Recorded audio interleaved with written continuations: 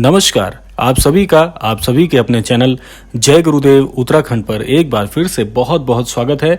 कामना करते हैं कि आप और आपके परिजन सभी स्वस्थ होंगे। इसी कामना के साथ बढ़ते हैं आज के अद्भुत क्रमांक की ओर। आज आप सभी के लिए एक बहुत ही अद्भुत वृतांत लेकर आए हैं जो कि श्री महाराज जी से संबंधित है। तो आज के इस अद्भुत क्रमांक में हम बात करने वाले हैं श्री महाराज जी के अद्भुत चरित्र के विषय में। महाराज जी के अद्भुत चरित्र में हमें बहुत सी ऐसे सफलता के सूत्र सीखने को मिलते हैं जो कि यदि आज के इस आधुनिक युग में हम अपने जीवन में इस्तेमाल करते हैं, उनका अनुसरण करते हैं तो हमारा जीवन चमत्कारिक ढंग से बदलने लगता है। अब देखिए, महाराज जी के चरित्र से हमें जो सबसे ज्यादा सीखने वाली बात जो है, जो कि एक सफलता का बहुत अद्भुत सूत्र है, वह क्या है? देखिए, आज के इस जीवन में हमारी बहुत सारे विचार और बहुत सारे मत होते हैं। जिस प्रकार से हर व्यक्ति का सोचने का तरीका अलग होता है, जीवन जीने की शैली अलग होती है, उसी प्रकार से हर किसी का प्रतिक्रिया करने का तरीका भी अलग होता है। महाराज जी के विषय में यदि हम बात करें तो श्री महाराज जी का यदि आपने कोई चलचित्र देखा हो तो उसमें आप ये देख सकते हैं कि महाराज जी सदैव एक बहुत ही हंसमुख मुद्रा में रहते हैं। महाराज जी की हंसमुख मुद्रा से हम क्या सीख सकते हैं? देखिए, महाराज जी के चरित्र की बात हो रही है तो महाराज जी से क्या सीखा जा सकता है, कौन से सफलता के सूक्त हमें मिल सकते हैं, वह इस क्रमांक के माध्यम से आपको सीखने को मिलेगा।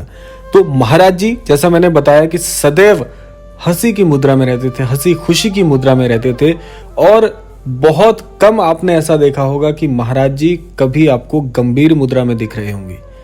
तो इससे हमें क्या सीखने को मिलता है? देखिए, महाराज जी का हंसी खुशी की मुद्रा में रहने का आशय है कि व्यक्ति को, एक साधारण मनुष्य को जीवन इसी प्रकार से जीना चाहिए कि जीवन जो भी है आज है, इसी क्षण में जीवन है। क्योंकि हम लोगों की जीवन में इतनी सारी योजनाएं रहती हैं कि उन योजनाओं के अंतर्गत हम आज के क्षण में जीना ही भूल जाते हैं।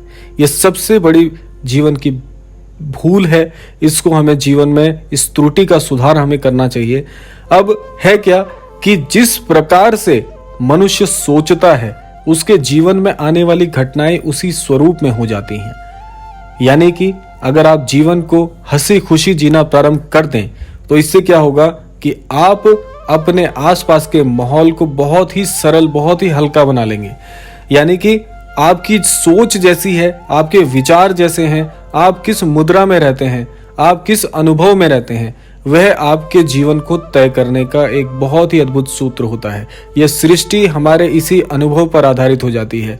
जैसे आपने सुना होगा कि हमारे बड़े बुजुर्गों ने, हमारे धर्मशास्त्रों ने हमें एक ही बात सिखाई है कि जैसी जिस व्यक्ति की दृष्टि होती है उसके लिए ये पूरा संसार, ये पूरी सृष्टि उसी प्रकार की दिखने लग जाती है। उसके आसपास आने वाले लोग उसी स्वरूप के हो जाते हैं। उसके जीवन में जो भी घटित हो रहा होता है वो उसी स्वरूप में बन जाता है।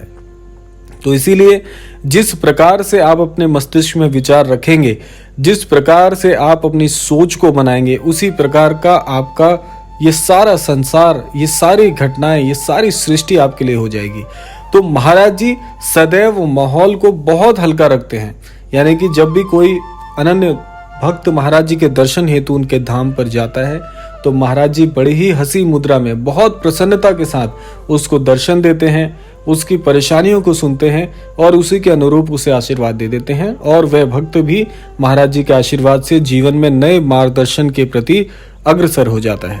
तो इसीलिए महाराज जी से हमें सबसे पहली बात यही सीखनी चाहिए कि जीवन बहुत सरल है। इसको आज हमने अपने विचारों से, अपने आने वाले जीवन के, भविष्य के भय से इतना जटिल बना दिया है कि हमें जीवन जटिल लगने लगा है। ये जीवन एक खेल की तरह है। महाराज जी ने अपने जीवन को एक ऐसा दिव्य दर्शन बनाया कि महाराज जी से कई लोग प्रेरित होकर अपने जीवन में बहुत कुछ कर गए।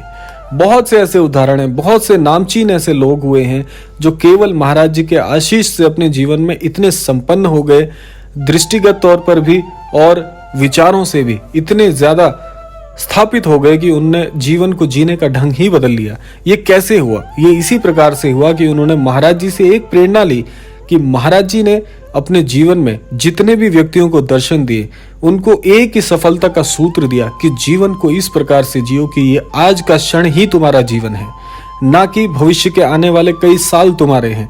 वे आने वाले साल तब तुम्हारा साथ देंगे जब आप आज के इस क्षण को उस साल के लिए बहुत ज्यादा महत्वपूर्ण बनाओगे। क्योंकि आज के जीवन का महत्व ही यदि समाप्त हो गया तो क्या इसकी क्या पूरकता है कि आने वाला जो भविष्य है वह बहुत अच्छा होने वाला है। तो इसीलिए आज के क्षण को यदि आप ठीक करते हुए चलें, हंसी खुशी अपने जीवन को व्यतीत करना शुरू करें, तो आप पाएंगे कि यह सीढ़ी दर सीढ़ी कार्य करेगा और आने वाला भविष्य आपका बहुत बहुत अद्भुत हो जाएगा। एक सूत्र यह है, दूसरा सूत्र यह है कि आप दूसरों से प्रेरणा लेने के साथ साथ दूसरों को शिक्षित भी करिए। यही कार्य महाराज जी ने अपने अनन्य भक्तों के लिए भी छोड़ा।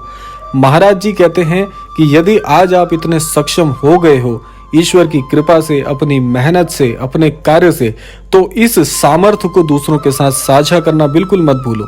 और ये एक नियम भी है कि यदि आपने अपने जीवन को ही केवल चमत्कारिक तौर पर बदला है तो आपके जीवन से दूसरों को क्या लाभ हुआ। क्योंकि अपने जीवन को जीने में यदि आप ही के लिए स्वार्थपूर्ण ये एक कार्य बन गया तो आपने दूसरों को क्या दिया, दूसरे आपसे क्या प्रेरणा लें, आने वाली पीढ़ियां जो है वो आपसे क्या सीखें। तो इसीलिए अपने सामर्थ्य को साझा करें। यही महाराज जी सिखाते हैं कि जो व्यक्ति दूसरों की सहायता के लिए कार्य करना प्रारंभ करता है वह एक दूसरे उच्च मस्तिष्क के अंदर जो विचार आते हैं ऐसे विचारों के एक बड़े आयाम में पहुंच जाता है। जिस व्यक्ति के विचार ही बड़े नहीं हो पाए तो वो व्यक्ति जीवन में कैसे संपन्न हो सकता है, ये इतना जटिल हो जाता है। तो इसीलिए कह रहा हूं कि जीवन में महाराज जी यही सिखाते हैं कि आज के इस आधुनिक युग में हम सभी लोगों ने जीवन को जटिल बना दिया है, जबकि जीवन इतना सरल है।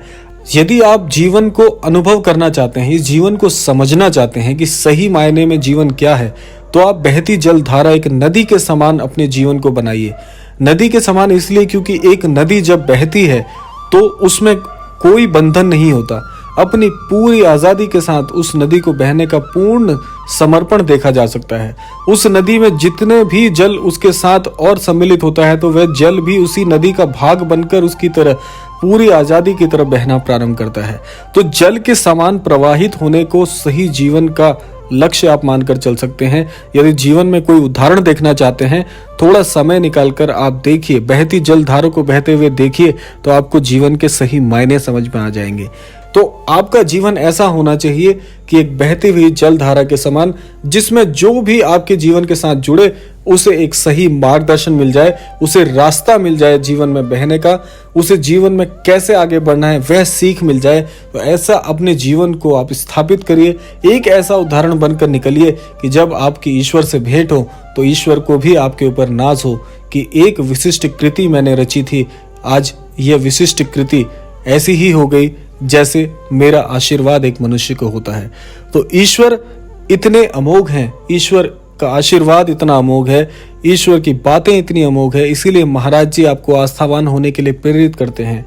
और हमारा सनातन धर्म तो है ही इतना विशाल, जिसकी नींव इतनी मजबूत है कि हम अपने सनातन को भी यदि अपने जीवन का प्रेरणादायक स्रोत मान के चलें तो हम अपने जीवन में बहुत बड़े आयामों तक अपने जीवन को स्थापित कर सकते हैं। तो धन्य है हमारा सनातन धर्म जो हमें इतनी अच्छी शिक्षा प्रदान करता है। तो यह था आज का अद्भुत क्रमांक। आशा करते हैं इस क्रमांक से आप अवश्य ही जीवन में कुछ जोड़ पाए होंगे। इसी कामना के साथ विदा लेने का समय भी आ गया है। विदा लेने से पूर्व समय है प्रार्थना का। तो आज के इस क्रमांक से मैं यही प्रार्थना करना चाहूंगा कि महाराज जी सभी को सद्बुद्धि प्रदान करें, सन्मति प्रदान करें, सभी को आस्थावान बनाएं और इस संपूर्ण सृष्टि का कल्याण हो। इसी कामना के साथ विदा लेते हैं। मिलते हैं अगले क्रमांक में। तब तक के लिए जय श्री राम, जय गुरुदेव, जय उत्तराखंड।